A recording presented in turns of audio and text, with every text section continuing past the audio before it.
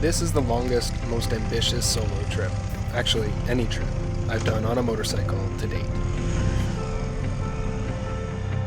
Back in 2018, I took a trip from Ontario to Arizona, then across the continent to South Carolina, and finally back home to Ontario. Planned over a 3-week period with a couple of days of downtime and a wedding to attend in Arizona, but in the end, it was still a solid 15 days of riding, about 13 to 15 hours a day. The bike I'm riding this year is Moll's. She's a 1984 CB450 SC Nighthawk.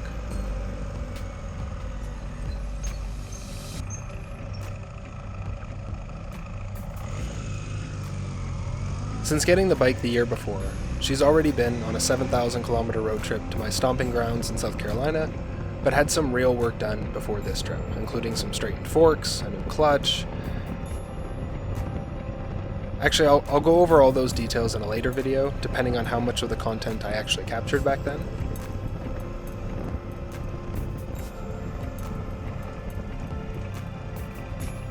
But before we really head out, let my past self catch us up on the situation.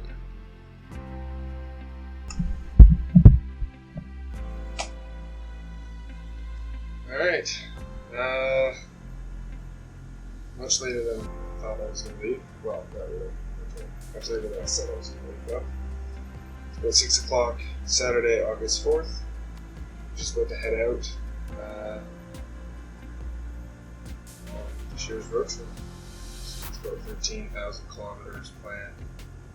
And headed first to Sedona, Arizona. Well, Prescott, Arizona, Sedona area. Alright, so when I go out there. I wanted to leave this little clip in as foreshadowing. You'll see partway through the day today that the windscreen disappears. There are a few reasons for that, this clip being one of them. The way I had it hooked up seemed to push the steering off in one direction or the other, causing a wobble. The other issue I had was I just wasn't used to not feeling the wind. I need the wind. It keeps me cool on those long days, and it makes me feel the trip in a way that the screen often prevents. I feel more connected with the scenery I'm riding through, and far more connected with my bike.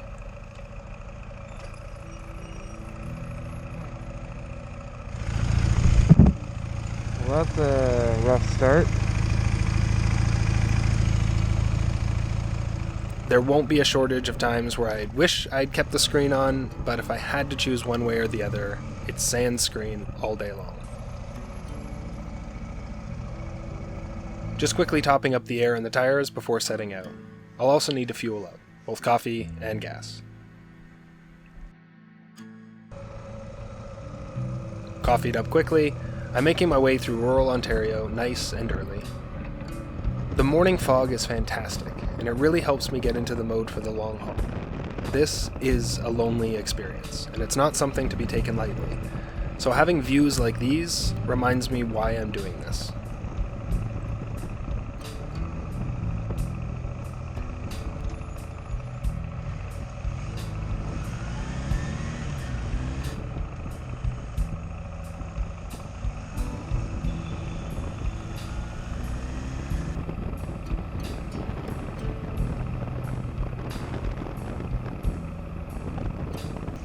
A quick stop for fuel and to fill the jerry can.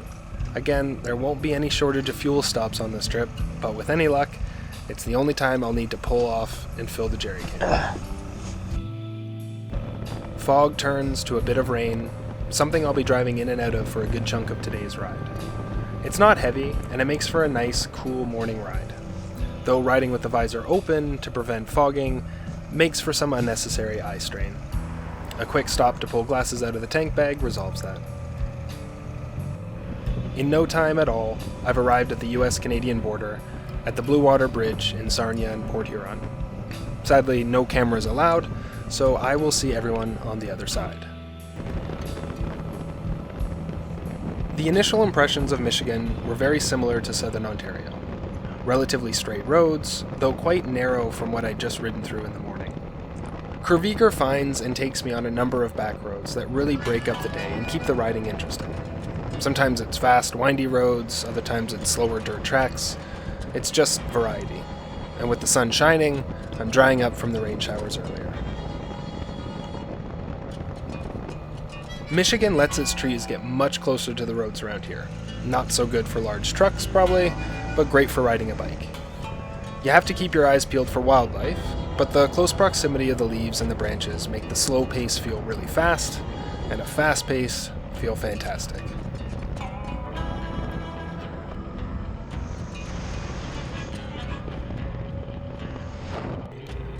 There are a number of things I learned about filming a trip like this by yourself, mostly by making as many mistakes as frequently as possible. For example, at this point, I don't have a chin camera anymore. It makes for a cleaner shot with this camera, sure, but that's what happens when you burn through the battery well before midday. Chin camera charged and in action again, the trees are thinning out into gorgeous farmland and rural communities.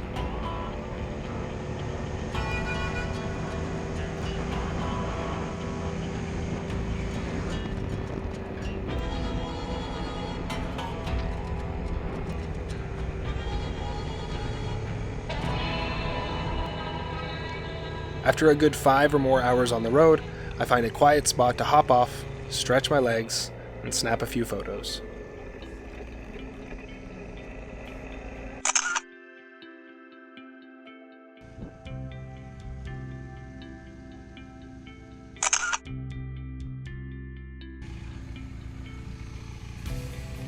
I'll slowly learn to take shorter clips, both for memory space but also to conserve battery power. It's a tough price to pay, when you're risking that you might miss capturing something. But years later, I wish I'd learned that faster, because going through 6 to 8 hours of footage for each riding day is intense.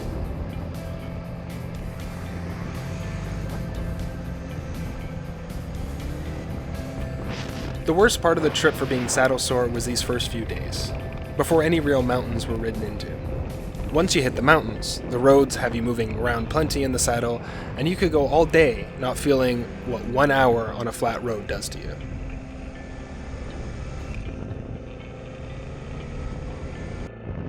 But flat, bumpy roads can still be a phenomenal ride. I'll let everyone in on some audio I captured back during the ride in 2018. Each day does have some of this content, though most of the audio is a bit too hard for me to clean up, at least with my audio skills. The microphone cooperated better on certain days, let's just say. I'll try to include as much as I can, but this is some of my rambling from day one.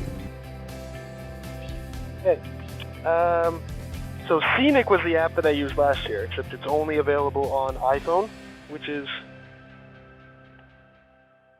really annoying. But it turns out that all the good things about that app aren't unique to Scenic. In fact, the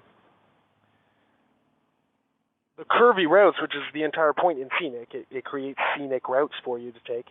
It's actually calculated by this other platform, which is available on Android. So it's just something to keep in mind, because I don't think Scenic works on, well, I know it doesn't work on Android, but I'm pretty sure Curviger works on iPhone, so it works in both places. Price-wise, you're looking at about the same, because if I remember correctly, Scenic is free to use, but in order to make it really efficient and actually useful for you when you're on the road in the middle of nowhere, you kind of have to download apps. It's about it. I paid $20 last year to get all the maps that I needed, and then this year I paid $13 for the Curviger app, and I can download all the maps I want. It's not you don't pay for the maps on top of it. All right, so now I got gas. I can get another 150 kilometers further down the road. So things to keep in mind about the Curviger app and Scenic, if you're using those, is you are not necessarily going to be going by gas stations and food. So that's something you still need to do, especially if you're on a bike like mine with a tiny itty-bitty little thimble of a gas tank. There is a little bit of playing around that you got to do to get the app to function the way that you want it to function. and some sections you may need to adjust the settings just for that section, so that you can, for example, when I want to cross the Mississippi, I didn't want to like drive 600 miles north out of my way to do it. So I had to specifically tell it to go down into Louisiana and New Orleans because I wanted to cross the Mississippi there. But by standard, I have it avoiding motorways, which is only motorways that cross the Mississippi because it's a big ass fucking river, and they don't build little tiny bridges for like random little roads. So I strongly recommend one of those apps. They're phenomenal. It's taken me on so many wonderful little roads that I wouldn't have known to go down today. Yeah, it's taking me longer to get to where I'm going. Yes, I'm enjoying the trip that much more. So it's a toss-up. It's also wonderful to have because you can spend a majority of your day using it, and then towards the end of the day, if you're just not making the time that you want, well, then go back to your regular navigation style.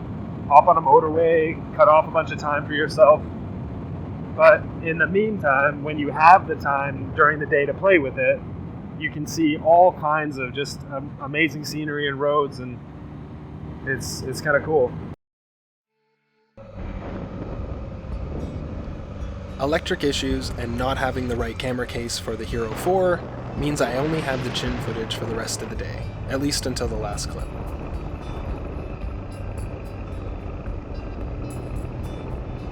Batteries and memory cards will prove to be a source of plenty of frustration for me on this trip, but that's just how she goes.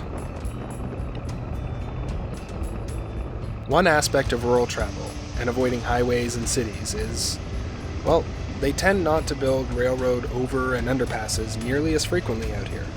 Of course, it gives Malls and myself a few minutes to rest our legs and stretch before continuing on our way.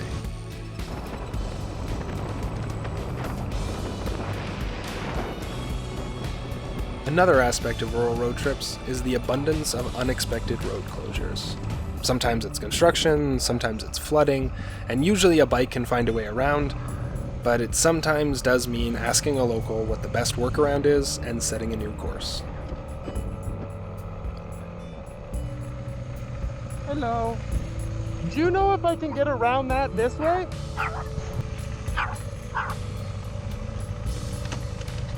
Hi. Sorry to bug you. Do you know if I can get around the broken road by going that way? Or do I have to go all the way back around? Alright, well thank you very much. Hello. Good guard dog, eh? You have a wonderful day.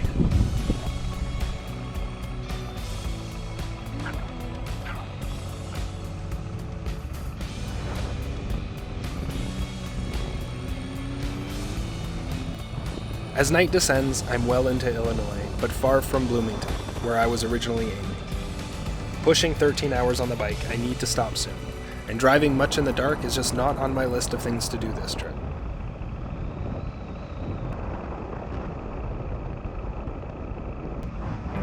I made a basic rule to myself: ride during light, and I'm already breaking it on day one.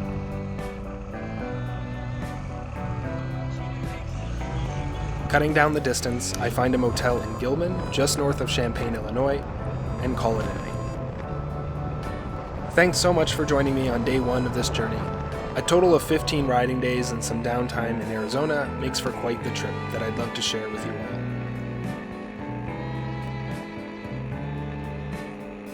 A special thanks to all the cagers that played nicely, to Steve for actually finding malls for me to begin with, and Purple Planet for all the great tracks. Remember to like, share, and subscribe, and stay tuned for more videos. And as always, ride safe and ride fun.